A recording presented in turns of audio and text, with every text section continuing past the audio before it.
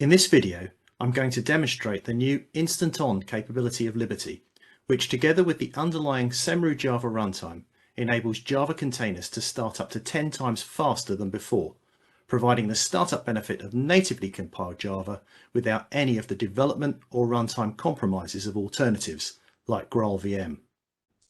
The typical challenge for Java containers that scale to zero, for Cloud Function style workloads, for example, is the startup time of the JVM itself and the application frameworks.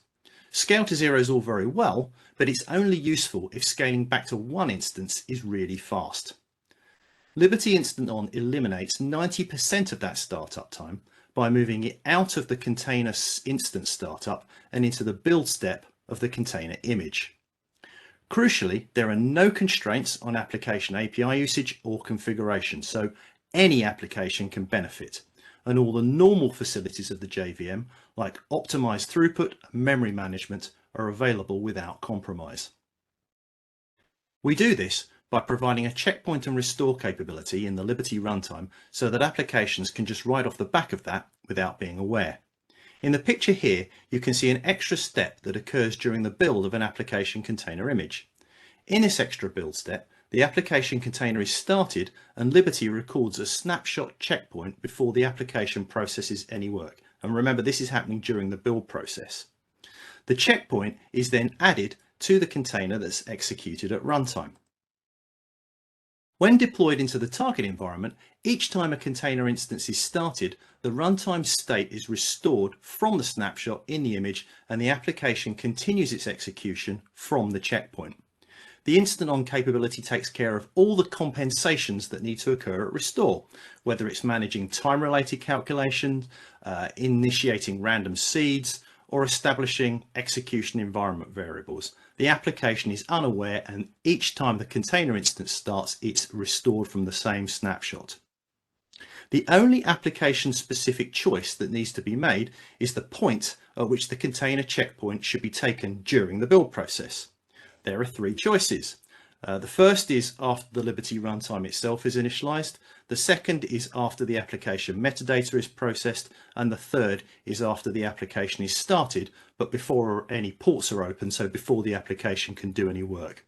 And the choice really depends on the details of how the application is initialized. It's the only thing that is in any way application specific. If the application has complex initialization, then the checkpoint can be taken earlier and the restore will have to do a little bit more work. The later the checkpoint is taken, the greater the saving in startup time, and that's what I'm going to show now. I'm going to build two containers from the same application, one containing a checkpoint and one without, and we'll see the difference the checkpoint makes. You can start with any Java application, but to make it as easy as possible for you to try this at home, I'm going to use the Getting Started application, which is a sample application in one of the Open Liberty guides. The Open Liberty guides are here at openliberty.io/guides. The Getting Started guide that I'm going to use is this first one here.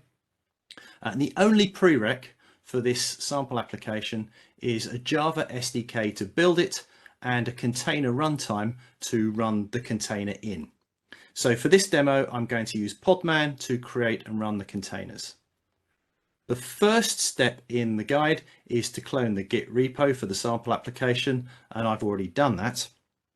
In order to actually show the InstantOn capability, there's one change that we have to make to the Docker file in order to use a version of Liberty that's got the new beta capability in it. So I'm going to edit the Docker file.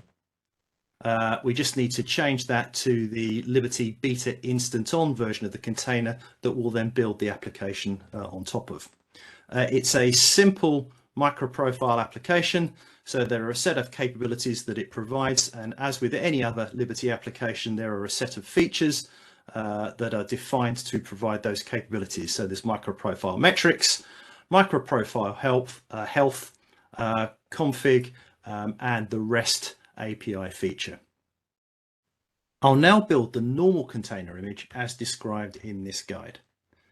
So the first thing I have to do is a standard Maven package to produce the WAR file that will then build into a container image.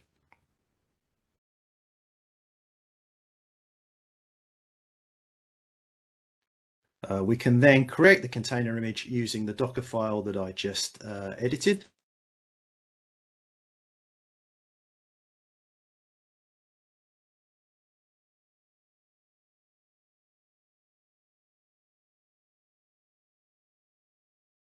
Now I'll build a new version of this container with a checkpoint built into it.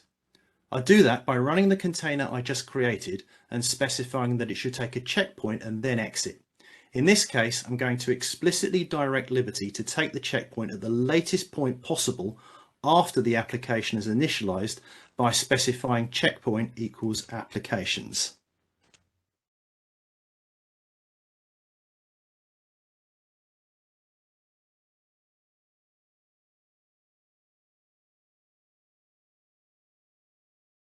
Now I'm going to create a new version of my original container image, and I'm going to call this one Liberty InstantOn, and I'm going to add that checkpoint into this new image.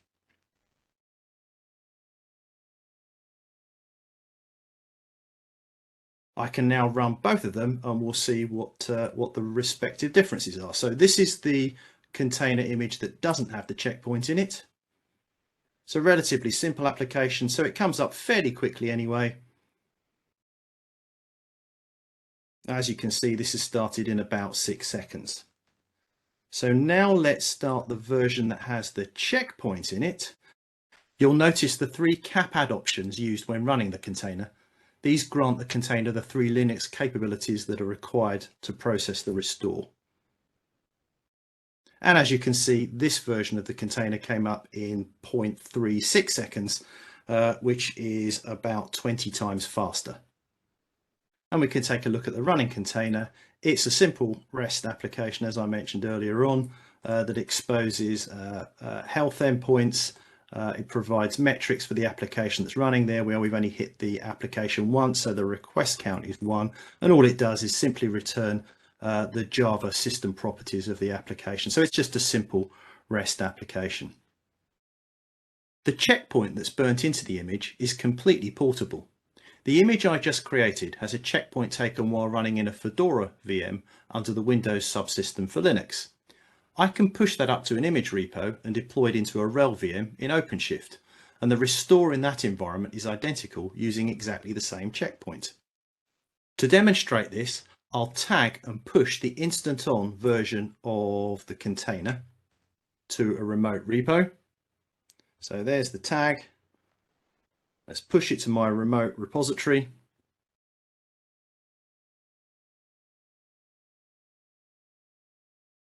I can now deploy that image to my OCP environment using either a full Kubernetes deployment YAML, or I can use a WebSphere Liberty operator that I've got installed into my OCP environment and use a much more concise Liberty custom resource definition. So let's take a look at that. So here's my CR for the application container that I've just built and pushed to this remote repo here. If I switch across now to my OCP environment, here's the topology view where you can see there are no resources deployed. So we move that out of the way and now actually apply that custom resource to my OCP environment. We'll see the operator installing the application from the custom resource. We see we've got 2 pods that have been created here. We can view the logs of one of the pods, and as you can see, the image was restored in this completely different environment in 0.264 seconds. So that's the end of the Liberty InstantOn demo. There are a few further things that you can go and take a look at for more information. I already talked about the Open Liberty guides. There's a Forrester Total Economic Impact study that talks about many of the value propositions of Liberty in a WebSphere environment. For more information specifically around the capability that I just described today, and some more details about what's going on in the underlying JVM as well, Mark Stoodley and I recorded a webcast optimizing Java for the cloud so that you don't have to, and there's the link to that. There is lots more information about WebSphere and Liberty on our Liberty TV channel. And if you want to follow everything that I just did in this demonstration and read some more details behind it, if you go to our Liberty, the Open Liberty blog, and look for the recent InstantOn article, that describes in glorious detail everything that I've just showed. So thank you for watching the video.